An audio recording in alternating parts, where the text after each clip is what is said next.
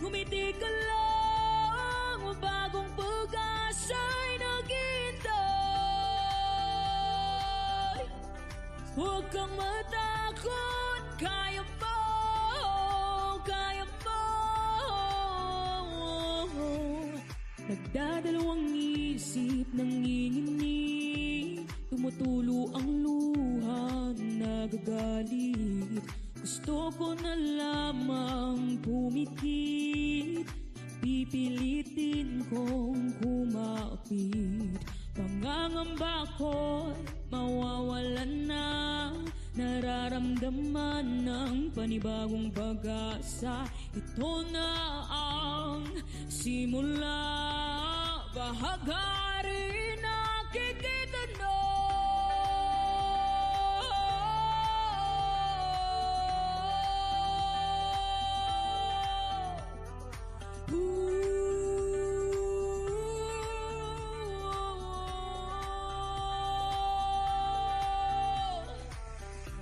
Ngumiti ka lang, bagong pag-asa'y naghihintay.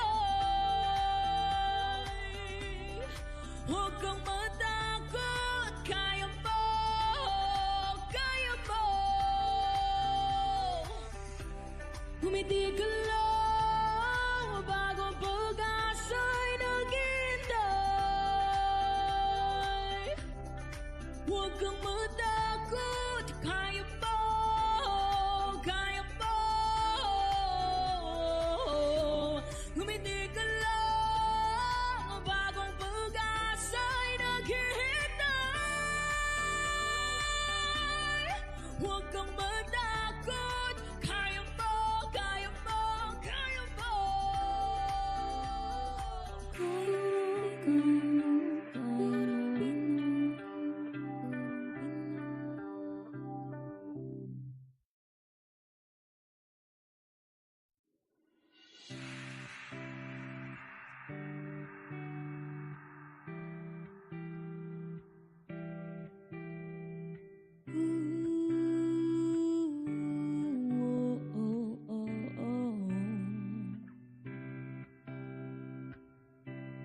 Ipikit ang iyong mga matang, maniwalang kaya mo. Haharapin, lalaban, walang susuko. Makakarating hanggang dulo. Maraming tanong, paano ba ito? May pag-alinlangan, may pagdududa. Kailangan lang tuklasin, ano ba ang kaya mo? Ngumiti ka lang, bagong pag-asa'y naghihintay. Huwag kang matakot, kaya mo, kaya mo.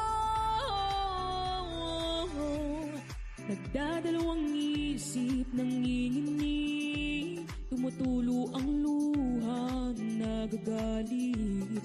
Gusto ko na lamang pumikit, pipilitin kong kumapit. Pangangamba ko'y mawawalan na, nararamdaman ng panibagong pag-asa.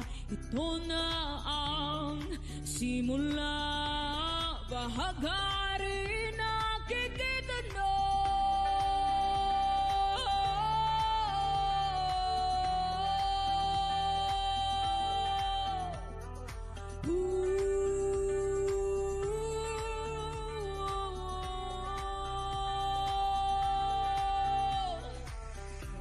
Ngumiti ka lang, bagong pag-asa'y naghihintay. Huwag kang matakot, kaya mo, kaya mo. Ngumiti ka lang, bagong pag-asa'y naghihintay. Huwag kang matakot, kaya mo.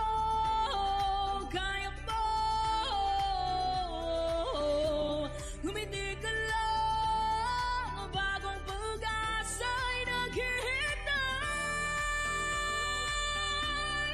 Huwag kang matakot, kaya mo, kaya mo, kaya mo.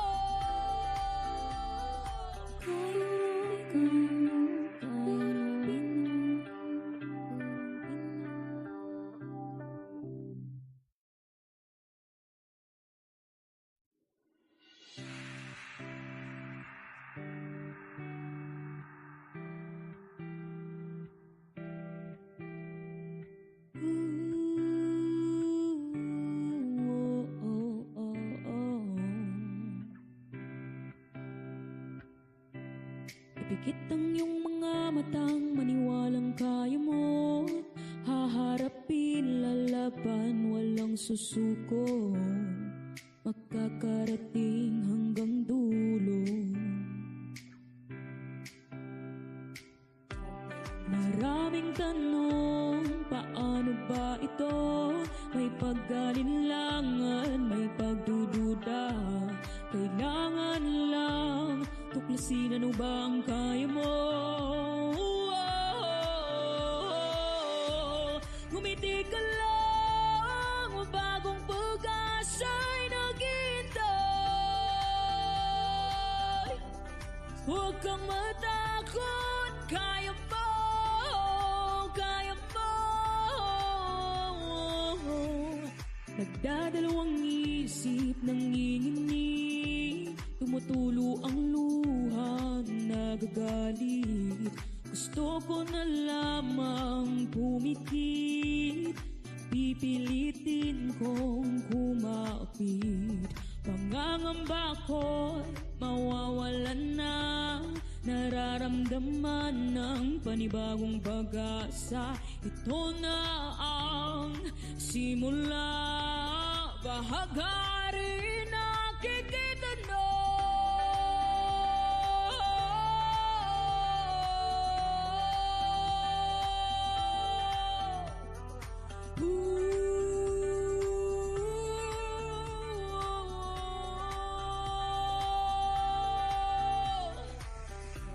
Ngumiti ka lang, bagong pag-asa'y naghihintay.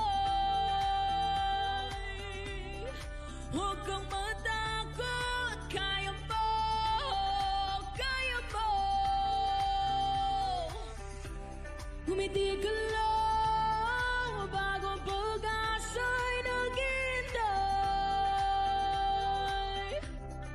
Huwag kang matakot, kaya mo.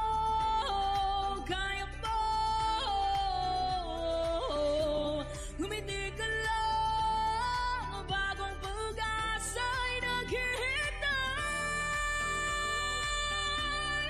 Huwag kang matakot, kaya mo, kaya mo, kaya mo.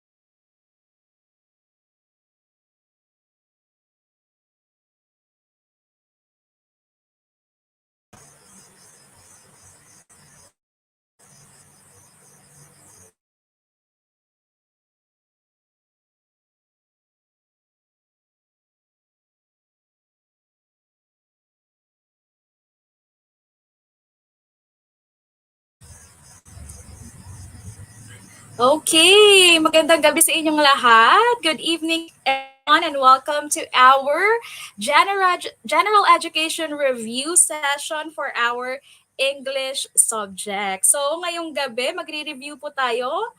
Dudugo ba ang ilong natin dito sa English discussion natin? So we're going to discuss a lot of course, the correct usage of the English language. And of course, we're going to tackle some popular literature. And of course, later on, it will cover also Philippine and of course the masterworks of the world. But before that, I would like to say hello to everyone, especially sa ating mga live viewers sa ating Gurong Pinoy page. Hello everyone. Could you please comment your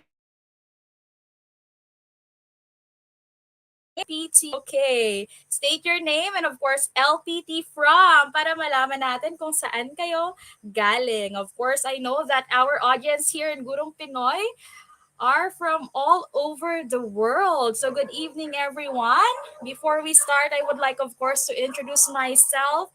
I am Coach Marielle and I will be your coach tonight. And of course, hello kay Irene B. Mandalo, LPT Top Notcher. Of course, ang sabi nga natin dito, hindi lang LPT yung goal natin is of course magiging top notcher din tayo. So top notch ready lahat dito sa GP. So hello, Vera May, Joy, Mamwad, LPT. Of course naman, let's claim it na.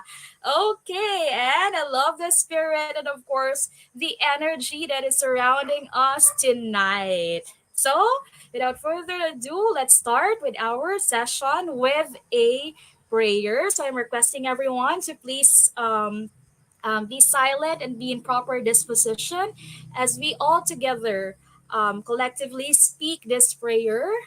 So, dear Lord, I come to you to ask for your guidance and direction in this study session. I ask that the Holy Spirit fill me with strength and understanding to get through my studies without difficulty or sin. Help me hold my focus and attention. Help me to retain all that I learned. Please make my mind sharp and keep distractions at bay. If any part of my studying is missing or lacking in some way, let it be revealed so that may I correct it. Thank you for this opportunity to learn. Amen. Okay, thank you very much. Good evening sa inyong lahat. Okay, we're going to start with our discussion and I know that you're all ready and of course, I hope na walang magtatapos ng gabing ito na dumudugo ang ilong kasi kakayanin natin to sa English. Okay, so without further ado, okay na ba tayo? Paki-comment naman dyan kung ready na yung lahat. Okay. Comment, mga LPTs. Hello kay Loida Maging, LPT Top Notcher from Benguet. Gusto ko yan. Let's claim it, Loida. And of course, as we manifest, we also have to work on it. Kaya nga, nandito tayo ngayon sa Gurong Pinoy to review on that as we work on our goals and of course to make that LPT and Top Notcher a reality. Good evening. Good evening sa inyong lahat. And let's start. Wag nang magpatumpik-tumpik pa for our first item. Here, for number 1, don't be shy to comment your answers and please interact on us dito sa ating comment section. So for the first question, sabi ni Ching, ready na siya. Okay, gusto ko yan, Ching. What do we call this technique that allows learners to organize, retain, and remember information? Is it letter A, note-taking? Letter B, mnemonics? Letter C, charting? Or letter D, Cornell method? Okay, again, what do we call this technique that allows learners to organize, retain, and remember information? Is it letter A, note-taking, B, mnemonics, C, charting, D, Cornell method? Okay, marami ako nakikitang sagot ay letter B. Letter B nga ba? Tumpak. Okay, let me explain to you each of the techniques and of course the strategies. So we have here mnemonic, is that what I have mentioned earlier? The correct answer, it is a study, strategy, and thinking skill that allows learners to organize, retain, and remember information.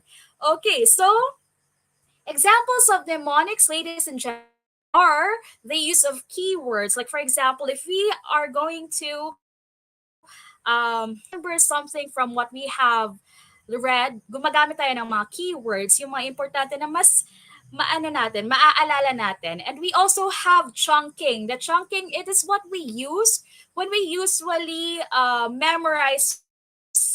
Like for example, 099, we chunk it into 4 or 3 digits. Depende sa kung ano yung gusto nating way. And we also have the use of musical rhymes, acronyms, and acrostics. So sa acronyms, for example, we have to remember all the colors of the rainbow. We have Roy G. Viv, like that. So these are examples of mnemonics. Again, it is a strategy and thinking skill helping us to organize, retain, and remember the information that we have gathered or information that we have read. Next, we explain what note taking is. So sometimes written as note taking is the practice of recording information captured from another source. Okay, ito naman nire-record natin yung information galing sa ibang source. Okay, so we have two kinds of note taking. We have the first one is the linear note taking. It is the process of writing down information in the order receive it. Naka-chronological siya. Kung paano mo siya nakuha yung information, ganun yung pag-take note mo. Linear. Chronological yung order. And if it's non-linear naman, the non-linear note-taking, everyone, is another method of note-taking that is not in chronological order.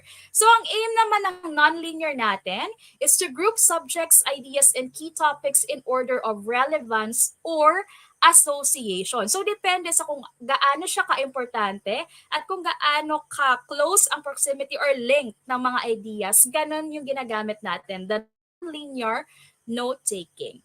Okay. And we have here what do we call the charting? One of our options earlier. It uses columns to organize information. So this, ladies and gentlemen, is an example of a technique or a note-taking technique we're using charting.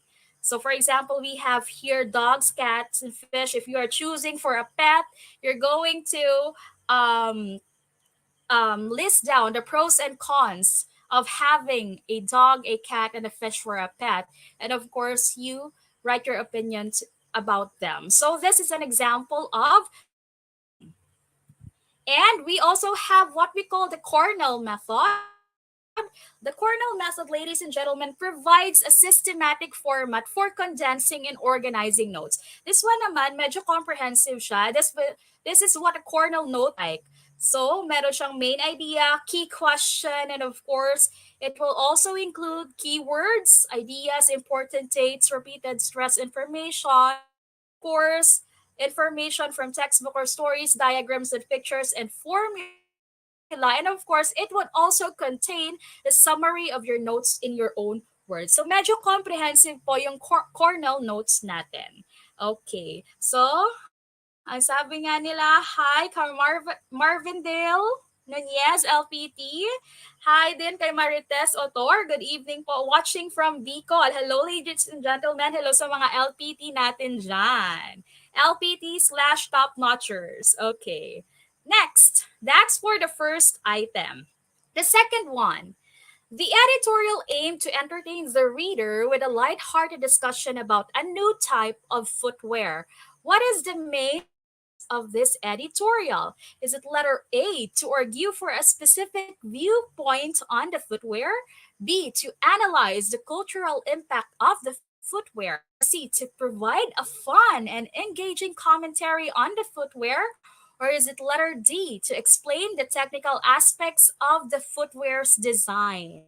Kaya again, the editorial aimed to entertain the reader with light-hearted discussion about a new type of footwear. What is the main purpose of this editorial? Is it letter A, to argue for a specific viewpoint on the footwear? B, to analyze the cultural impact of the footwear. C, to provide a fun and engaging commentary on the footwear. Or letter D, to explain the technical aspects of the footwear. And of course, our correct answer, parang tama kayong lahat. It's letter C. Ang gagaling naman ng mga taga-gurong Pinoy, mga kaguro. Walang mali sa inyo ha. Grabe kayo. Grabe na yan. Okay. Each of the choices.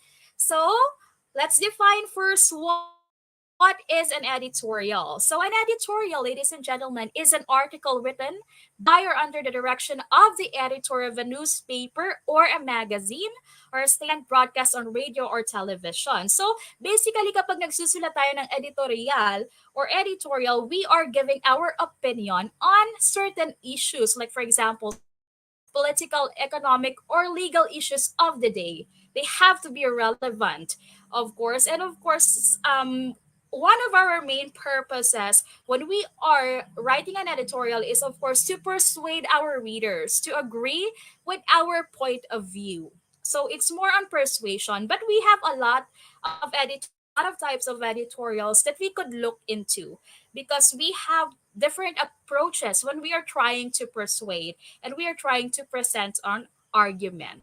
Okay, so let's get into the different types of editorial. So for our choice letter A, it's to argue for a specific viewpoint on the footwear, and it is an example of a persuasive editorial, otherwise known as argumentative editorial. This is the classic editorial format most people think of. It's for a specific viewpoint on an issue, aiming to convince readers to see things the same way. So it's really more on the persuasion and argumentation, which needs, of course, pieces of evidence in order for you to convince your readers more to agree by your own point of view. And it will use evidence, reasoning, and sometimes rebuttal of opposing viewpoints. So this is the editorial of argumentation or the persuasive editorial. Next, we have to analyze the cultural impact of the footwear. It is an example of an informative editorial. Ano naman yung ginagawa natin, ladies and gentlemen, kapag informative editorial sinusulat natin or binabasa natin? Malalaman natin ito if this type aims to provide background information and analysis on a current event or issue. So, ina-analyze ano ba daw yung cultural impact of the specific footwear. So it presents a balanced view, explaining the different sides without necessarily advocating for one. So unlike the traditional format po ng isang editorial na pinapersuade tayo at yung gusto is mag-agree tayo sa point of view niya, this informative editorial, the main purpose is of course to enlighten or to give information in order just to present a view of something and explain different without advocating for just one side. So balance lang po siya. Wala siyang tinatawag na bias. Okay.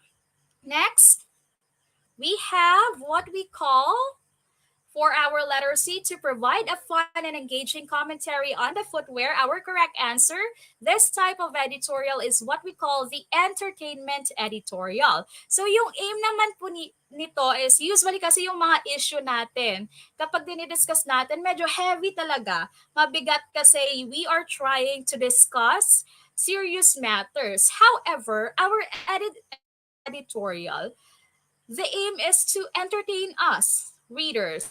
Paano? Binibigyan po ng lighter touch yung pag-present ng mga informations. Use humor, wit, or satire to address a serious topic in a more engaging way. So that is what we call entertainment editorial.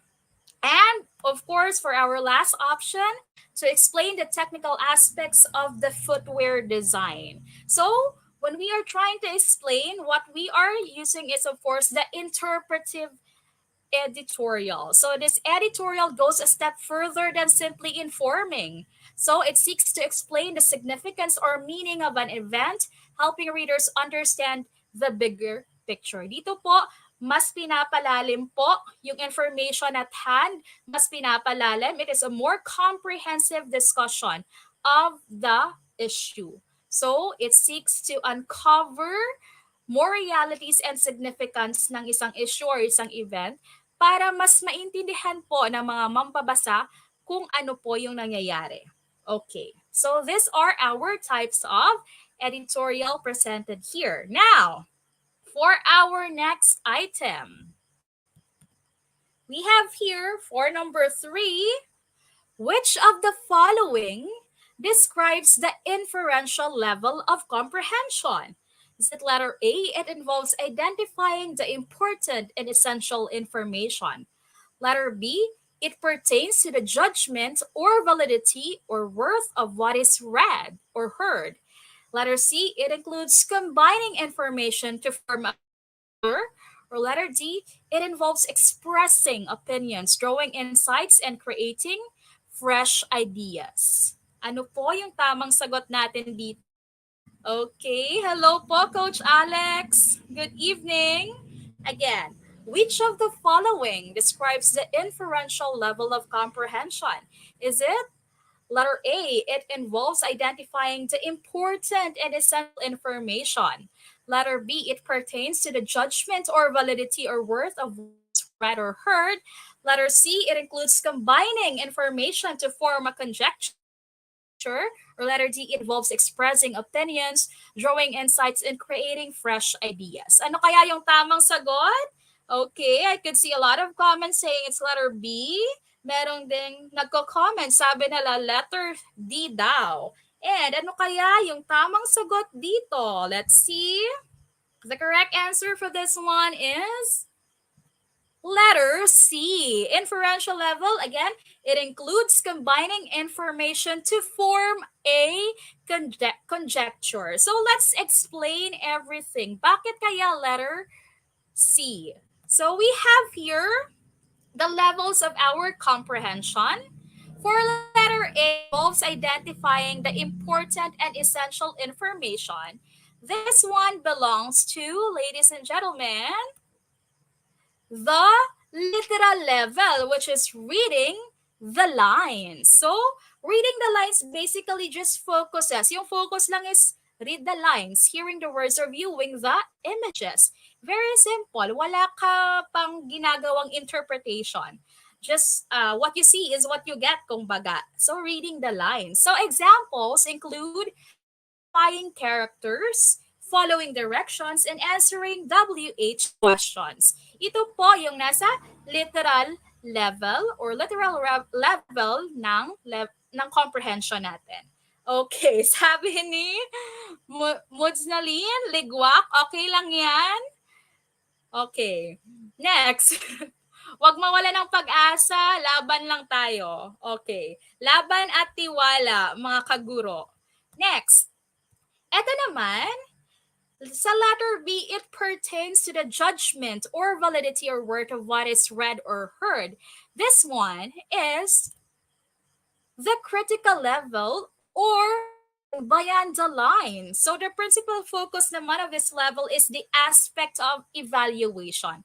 Meron na tayong mga judgment ng validity or worth or halaga ng isang binabasa natin or pinapakinggan natin. So this is again the critical level, the aspect of evaluation. So, medyo mga judgmental na tayo dito. Okay. Magaling tayo dito. Eme. Okay. So, for example, questioning the author's biases, probing into assumptions, or examining pieces of evidence. So, meron ka ng ability to assess and evaluate what you have read. It's not just about what you have seen in the text, but also what you have understood beyond the text. You are looking into author, the perspectives and point of view of the authors, and of course, looking if okay ba yung mga pinrepresent yung information. You are also probing into the pieces of evidence na nakalagay sa text. Like for example, if ginagawa or if nag-argue ang isang author na for example, this is a very good thinking skill or study skill that you have to practice. So, if you are in the critical level of comprehension, you are asking for the evidence. Ano yung ebidensya mo na masasabi mong ganito yung magandang thinking skill or study strategy?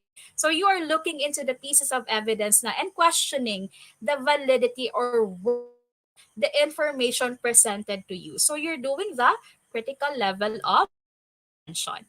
Medyo judgmental ka na. Pero in a good way. Okay. Next naman, we have for letter C, it includes combining information to form a conjecture.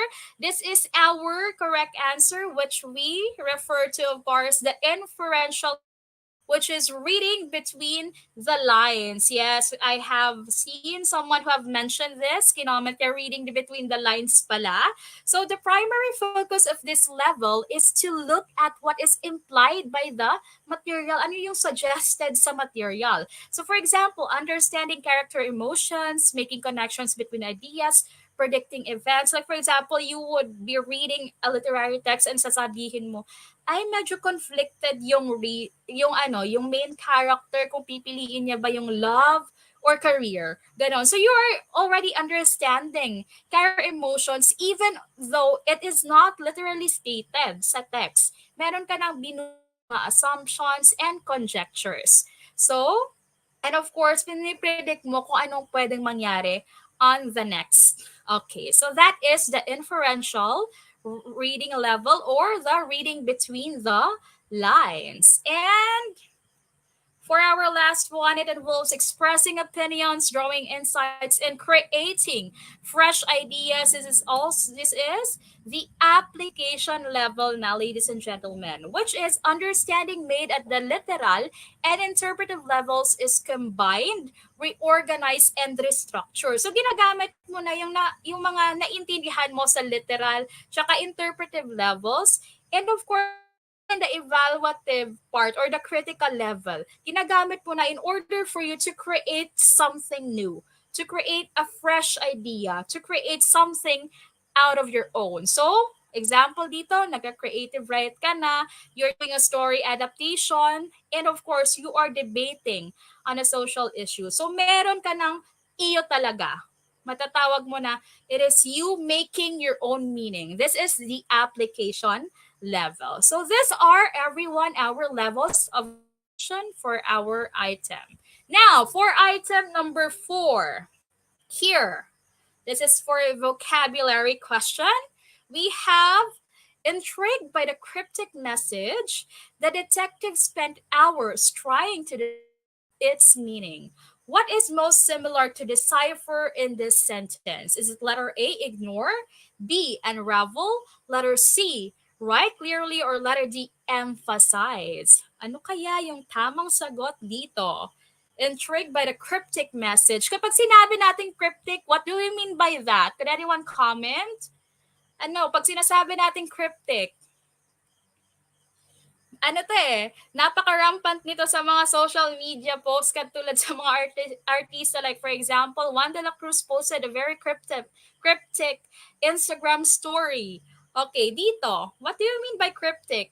Anyone could comment? Okay, wag mahihiya. Tayo-tayo lang dito. What do you mean by cryptic? Sino yung makakapag-comment? Yung makaka-comment dyan, automatic LPT, top-notcher pa. Okay. What do we mean by cryptic? Okay, so sabi ni Noveline, grabe ang alert ni Noveline. It's mysterious. Yes, if you're going to say cryptic, it's kind of mysterious, medyo intriguing, medyo puzzling siya, ganon. So very good. So intrigued by the cryptic message, the detective spent hours trying to decipher its meaning. What is most similar to decipher in this sentence? This is letter A, ignore, B, unravel, C, write clearly, or D, emphasize. Okay, so the correct answer here is, of course, letter B, it's unravel. So, kailangan na, kasi pag sinabi nating unravel, ina-uncover natin. What do you call this? Decipher, ina-unravel. Other terms of unravel is we are revealing it. Okay, we are revealing. Nag-iisip sana ako ng Filipino term pero medyo nag-load yung mind ko. So, reveal na lang. Okay, we are revealing the meaning. Okay, decipher, unravel. Very good. So, that's it for our vocabulary item. Next for this one, number 5. Which of the following is an example of a missing verb fragment? Is it letter A, ate the apple? Letter B, at the cafeteria? Letter C, my English teacher? Or letter D, because his stomach was aching? Gender reveal char. Sabi ni Leo De Gario. Okay, ang dami mong alam ha. Gender reveal. Okay, which of the following is an example of a missing verb fragment here? Is it letter A, ate the apple, letter B, at the cafeteria, letter C, my English teacher, or letter D, because his stomach was aching? Okay, correct answer. Missing verb fragment. Wala siyang verb. Ano kaya yung correct answer natin dito? Okay. Nakikita ko na yung tamang sagot sa comment section and it's letter C. Very good. My English teacher. Let me explain each one of you. But before that, let me tell you about a sentence fragment.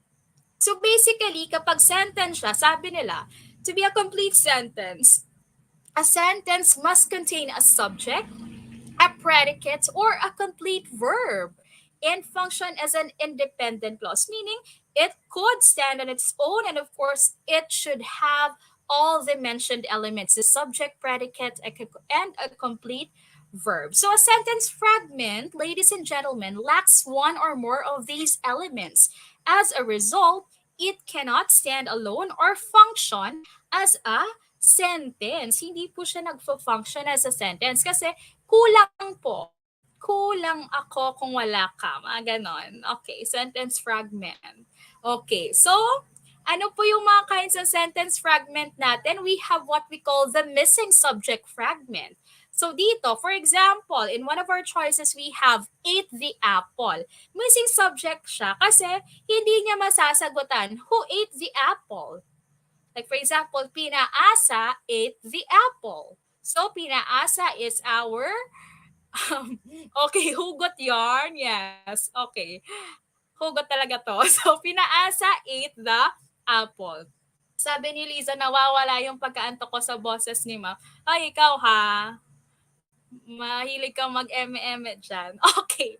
Hugot yarn. Ate the apple, who ate the apple. Therefore, nakorek na natin yung missing subject fragment because we placed a, what do you call this, subject for it. So, who ate the apple? Pinaasa. Sino yung kumain ng apple? Si pinaasa. Okay, kahit lang pinaasa siya, basta kumakain. Next.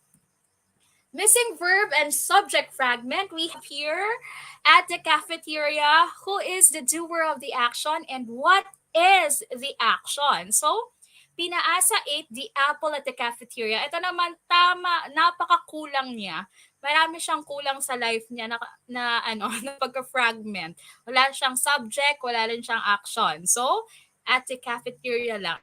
Sa cafeteria, mag-emote? Okay, ganon. Okay, next.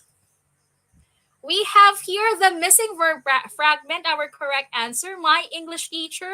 What is the action? My English teacher taught us creative writing. So, verb, wala siyang ginagawa. Ano yung dapat gawin ni English teacher? So, sabi nila, singer siguro si ma'am. Uy, kayo naman, wag naman kayong ganyan. Charot. Okay. Wag niyo akong, niya ako eh. Charot. Okay.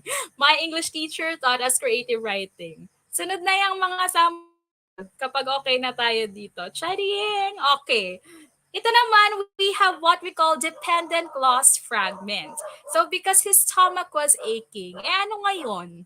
So, this is a dependent clause because a dependent clause needs an independent clause to be complete. So, kailangan niya may kasama siya para maging kompleto siya. So, again, because his stomach was aching, needs an independent clause to be a complete sentence. So, because his stomach was aching, David decided to miss the class. So, David decided to miss the class is an independent clause attached or appended to our dependent clause in order for it to become a complete sentence. So, because his stomach was aching, David decided to miss the class. Okay, so these are our kinds of sentence fragments. Okay, so, kayo ha, napakaganda ng boses po, ma'am. Sample daw, ma'am. Okay, next time na lang. Kantaan ko kayo buong playlist or soundtrack ng Bini. Charot! Again, wag kayong mag-expect. Okay, let's go na dito. Nadi-distract tayo eh. Okay, number 6. I enjoy spending my free time reading, hiking in nature, and blank yes. Abiding by the rules of parallelism, which term should fill in the blank? Okay, sabi ni Angelito Eliedo, good evening ma'am, watching from Lanao del Norte. Hello, Angelito. So for number 6 again, let's see. I enjoy spending my free time reading, hiking in nature, and learning new languages. Abiding by the rules of parallelism, which term should fill in the blank? Is it letter A to learn? Letter B, learn. Letter C, learning. Or letter D, learned. Okay, ang gagaling naman nila. And of course, the correct answer is letter C. Hello po, ma'am. Good evening po. First time nanonood. Hi, Aj. Hello, Ads ba? Ads, hello, good evening. I hope you're enjoying your first time dito sa Gurong Pinoy. And of course, hindi lang to yung magiging first time mo dito. Okay. So, yes, tamang-tama kayong lahat. The correct answer is letter C. Okay. Learning. Bakit? Let's explain. Okay. Nawawala na yung mga letter S ko dito. Okay, let's explain. Okay. So, a parallel structure. So meron po tayong iba't ibang types ng parallel structure. So we have here, for the first one, we have the words. So a parallel structure, okay, nabubulol na ako. Parallel structure that begins with a word must continue with similar words and word endings. So for example, he gave me the sun, the moon, and the stars. Wow, let our response be sana all. Okay, so kung makikita natin dito, he gave me the sun, the moon, and the stars. Lahat dito sa parallel structure, nag-uumpisa siya sa sun. The sun is a noun, so the following would also be a noun. So he gave me the sun, the moon, and the stars. Sana all po. Okay, and we also have this one. Mary likes hiking, swimming, and bicycling. So in this one, if we are using a gerund, on the first part, we also have to use a gerund for the latter parts. So, for example, here, adjectives naman, I love green, red, and white balloons. And for adverbs, she spoke quickly, slowly, and clearly. Okay. So these are examples of words na parallel structures. Ito naman, the next, we have a phrase. So a parallel structure that begins with a phrase must continue with similar phrases. So for example, we have here prepositional phrases yung umpisa natin. He walked around the house, through the garden, and out of the gate. So we have here the preposition through and out. So, yan po yung mga markers natin for our parallel structures. We also have the infinitive phrase here. Mary likes to hike, to swim, and to ride a bicycle. Okay. So, this is for our phrases. Next naman, a parallel structure is the clauses. So a parallel structure that begins with a clause must continue with a clause. Like for example, the coach told the players that they should get a lot of sleep, not eat too much, and do some warm up exercises before the game. So if we're going to dissect this sentence, so it started with a clause should get a lot of sleep. Okay, if you're going to dissect it, if you're going to put should in all of the clauses, you would be having they should get a lot of sleep, should not eat too much, and should do some warm up exercises before the game. Therefore, your structure here is parallel. Okay. Next. Yes, LPT sa Desyembre, it would be a very, very meaningful Christmas gift to all of you. So we're claiming that na. So we have lists. So be sure to keep all the elements in a list in the same form. So for example, we have the dictionary can be used for these purposes to find word meanings, pronunciations, correct spellings, and irregular verbs. And we also have another one example. The toys were everywhere, under the table, on the couch, in the closet. So, nakalist po siya. If it's in the list, you have to follow the same parallel structure. So those are for our parallel structures. Now for number 7.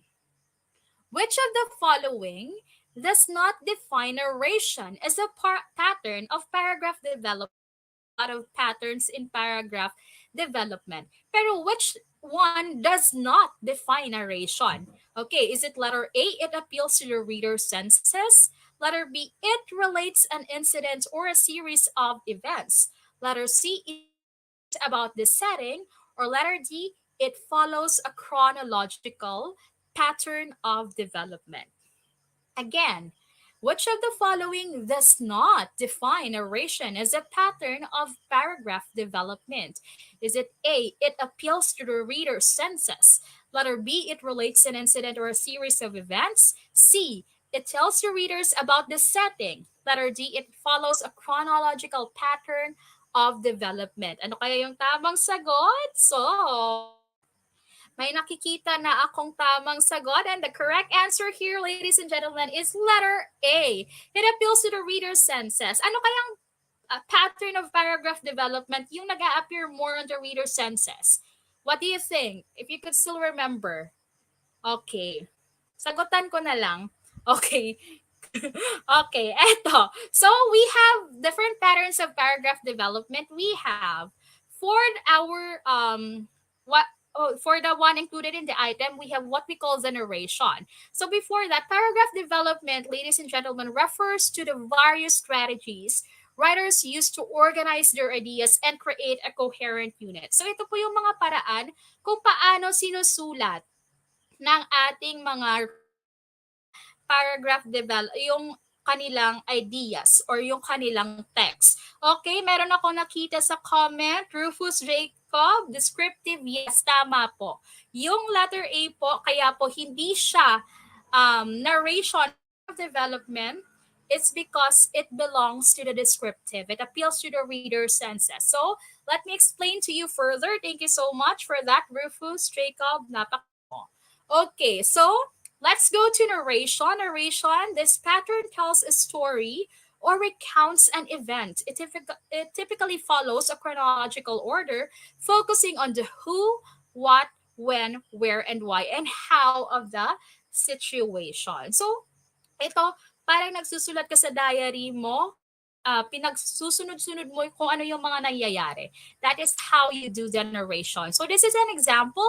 The old car rattled down the dusty highway, its engine spun in protest. John gripped the steering wheel, his knuckles white. He had been driving for hours, desperately trying to reach the hospital before it was too late. So dito, ina-explain kung paano nagda-drive yung si John patungo sa hospital. So, narration. Next, we have the next pattern of paragraph development is a description. What I have said earlier, it is focusing on appealing to the senses of your readers. So, this pattern paints a picture with words, focusing on the sensory details of a person, place, object, or experience. So, therefore, yung description po, because it appeals to the senses, is heavy on imagery. Ano ba yung nangyayari kapag there's imagery in what we are reading? So the readers could clearly or vividly imagine what you are trying to convey. Kasi more ka on description, very specific and heavy ka on description. So you are painting an image here. So that is why it's called description, because you are more in the use of describing and adjectives. Okay, next. So this is an example. The meadow was a tapestry of wildflowers. Daisies swayed gently in the breeze, their white petals contrasting with the vibrant yellows of dandelions and the purples of lavender. The air hummed with the buzz of bees and the sweet scent of blooming flora filled my senses. So, kung nakikita nyo po kapag descriptive, very overwhelming po sa senses, you could almost picture or you could almost assume that you are really in a setting because of the rich description present. Okay.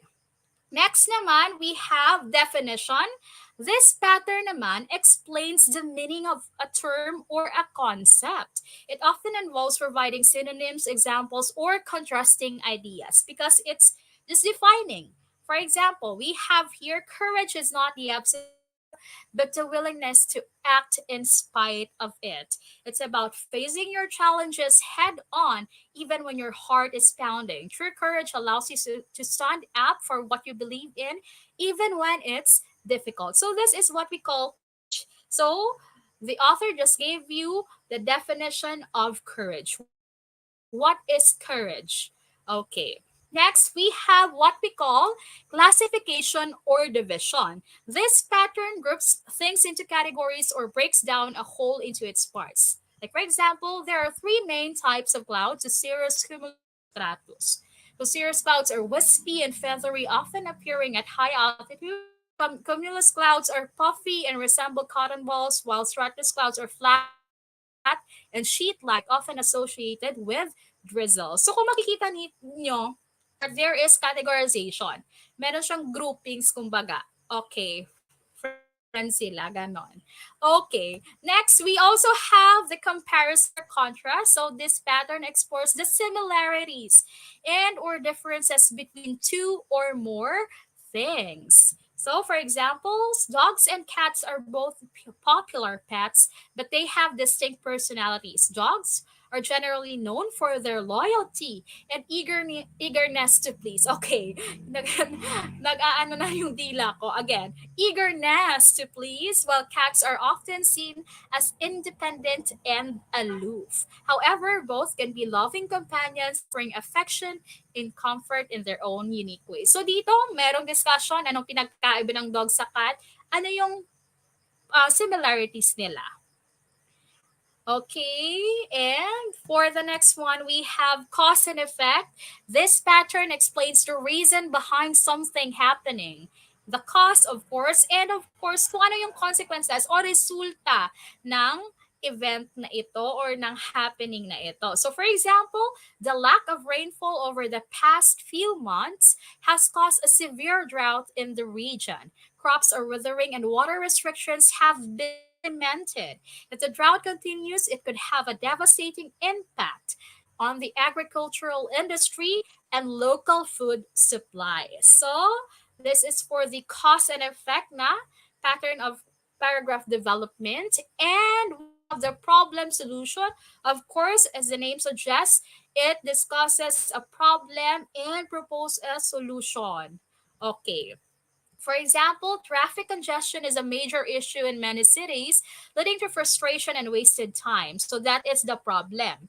One potential solution is to invest in public transportation, making it a more convenient and affordable option for commuters. Additionally, encouraging carpooling and promoting alternative modes of transport like cycling could help alleviate traffic problems. So dito may proposal kung ano yung possible na solutions. That's why it's called problem solution. Okay, and for the last one, we have what we call the process. Of course, by the name itself, it pertains to explaining how to do something step by step. Okay, for example, we have here baking a delicious cake requires careful planning and execution. First, you need to preheat your oven and gather all the necessary ingredients. Then you will cream together the butter and sugar, followed by adding the eggs one at a time. Once the batter is ready, you can pour it into a greased pan and bake it according to the recipe's instruction. Okay, that is our patterns of paragraph development. Okay. So, for number 8, sabi ni Alan Grace, ma'am, may mnemonics din po kayo para matandaan po namin yan agad. Okay, so pray na lang muna tayo. Tatandaan niyo yung mga pinagsasabi ko dito, Alan Grace. Okay, so thank you so much. At least may naalala ka sa ating discussion ngayon. So, for number 8, which of the following is a collective noun? Is it letter A, taste, B, light, C, love, D, furniture? Saan po dito yung collective noun? So we have a lot of types of nouns, no? So saan dito yung collective noun? Okay, ang gagaling nila. Okay, yes, of course, it's letter D. Furniture. Okay, so furniture, ito yung number 1, letter A natin, taste. Taste as in flavor, not the taste na verb. So it's abstract. How about light? What kind of word is light? Or what kind of noun is light? Anong noun po yung light? Who could comment? Okay, comment na yung magko-comment LPT agad sa September. Okay. December pala. Okay. Ano po, what kind of noun is light? Who could comment? What kind of noun is light? Okay. Okay, the answer for furniture, of course, collective noun po siya.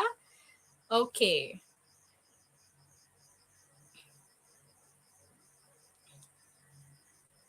Okay, kasama yan kanina nag-quiz po ako ng tanghali. Okay, Chris Bell. Concrete, ang light, okay. Ano yung light? Light is, of course, uncountable ang light, and of course, it's also more abstract. Okay, tama naman, Russell. Uncountable siya. How about for love? Okay. Sa mga mahilig magmahal dyan, dapat alam nyo kung ano noun ang love. Eme. Love. Abstract, very good. Sabi pa ni Lori B, abstract, may question mark. Pero tama ka naman, Lori B. Abstract noun, okay, love. Okay, kapag sinabi, yes, actually, yung light pwede po siyang countable and uncountable. Depende po sa gamit.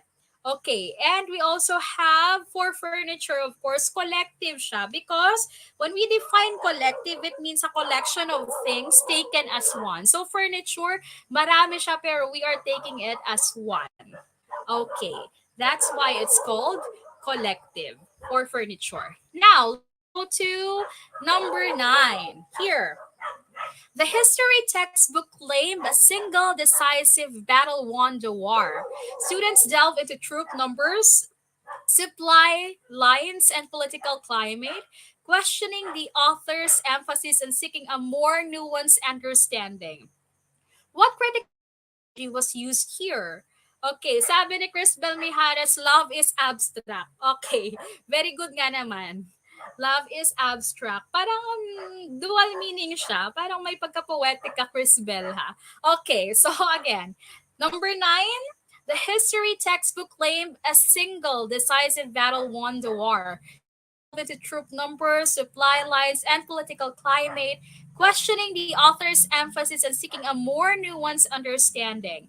What critical reading strategy was used here? Is it letter A, previewing, letter B, contextualizing, C, reflecting, or letter D, evaluating? Okay, so sabi ni Ingo Greggy, thank you Gurong Pinoy, March 2024 LEPT, pass na po ako at July 6 na oath taking. Sarap pa rin makinig sa mga lectures nyo. Salamat ng madami. Thank you so much rin, Ingo, sa pagtangkilik sa Gurong Pinoy. And of course, way to pay forward and congratulations sa iyo. Okay. So, let's go back. So, you could still invite more of your friends to join us here in Gurong Pinoy. Very affordable and of course, modesty aside, quality lectures offered you here in Gurong Pinoy. So, the history, again, going back to our item number 9, the history textbook claimed a battle won the war. Students delve into troop numbers, supply lines, and political climate, questioning the author's emphasis and seeking a more nuanced understanding. What critical reading strategy was used here? Is it letter A, previewing, B, contextualizing, C, reflecting, or letter D, evaluating? So the correct answer for this one is troop numbers, supply lines, and political climates, delving in, questioning the author's emphasis. So, the correct answer here is letter D. Okay, our keywords here is delve into troop numbers. They probed into the information given. And of course, they question the author's emphasis. That's why it's called de-evaluating. Sinabi nga natin kanina, meron ng judgment ng piece na binabasa or ng information na nire-receive nila. Okay, so ang saya-saya ni Rufus, yay daw. Tama siya siguro. Tumpak din si Leo De Gario. Okay, so let's explain everyone. So previewing as a critical reading strategy is learning about a text before really reading. That's why it's called preview. Kapag sinasabi natin, we have a preview of something here for you. It's like a sneak peek pa lang, hindi pa siya buo na ipinapakita sa inyo. Preview pa lang. Parang teaser, kumbaga. Okay, chaser sana yung sinabi ko. Teaser pala, teaser. Okay, so Sarah scanned the article titled Should Processed Foods Be Banned in Schools? Noticing the subheadings like nutritional deficiencies and aging, she anticipated the article would discuss the negative consequences of processed foods for kids. So, may preview pa lang siya. Hindi niya pa nabasa pero may idea na siya kung ano yung gist ng kanyang babasahin. Okay, next we have what we call the example sa contextualizing as a critical reading strategy. It's placing a text in its historical, biographical, and cultural context. Meron ng background, merong context. Example, Lynn was reading a passage about the importance of citizen participation in ancient Athens. She paused, realizing the text referred to a time before representative democracy. Contextualizing this information, Lynn researched the concept of direct democracy in ancient Greece, allowing her to better involve citizens in Athenian society. So kung makikita nyo, meron na siyang konteksto, meron siyang historical backdrop na binabasa. And of course, according to the background, she was able to understand something from it. She was able to form a conjecture from it. Okay, so that is what we call contextualizing.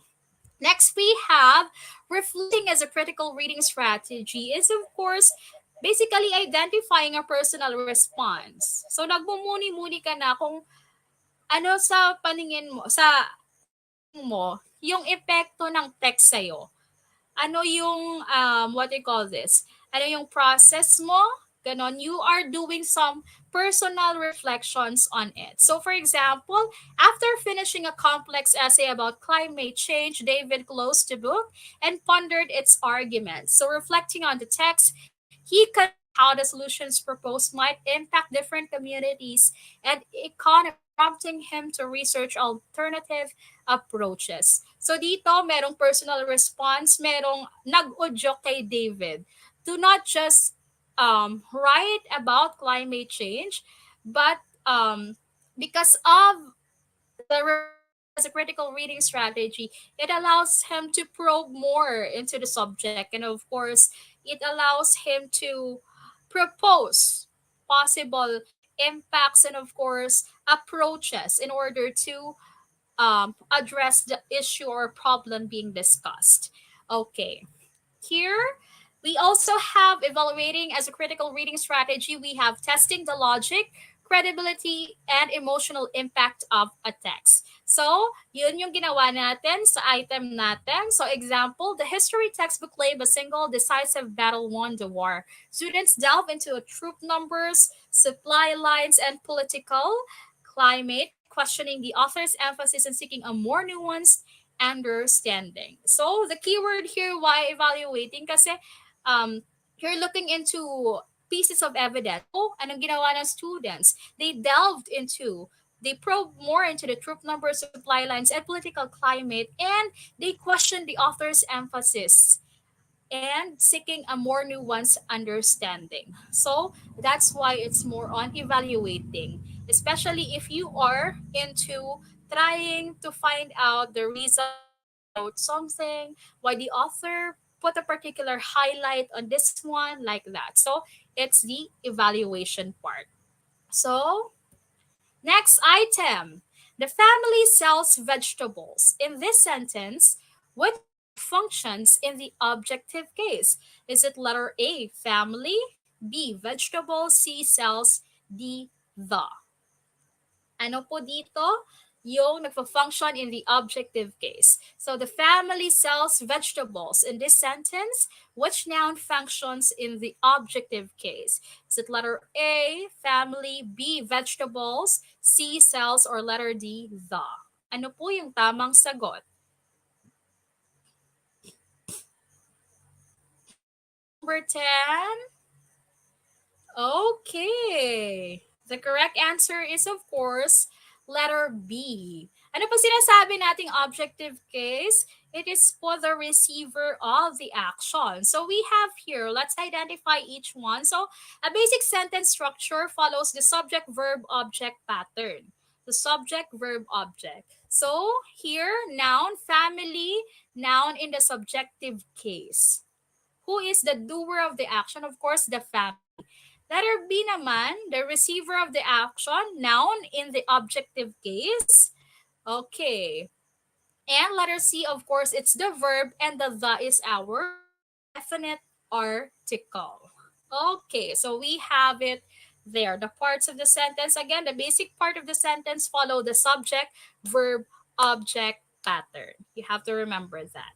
Okay, for our next item, which of the following is an indefinite pronoun? Is it letter A, that, B, I, C, many, or letter D, myself? Which of the following is an indefinite pronoun? A, that, B, I, C, many,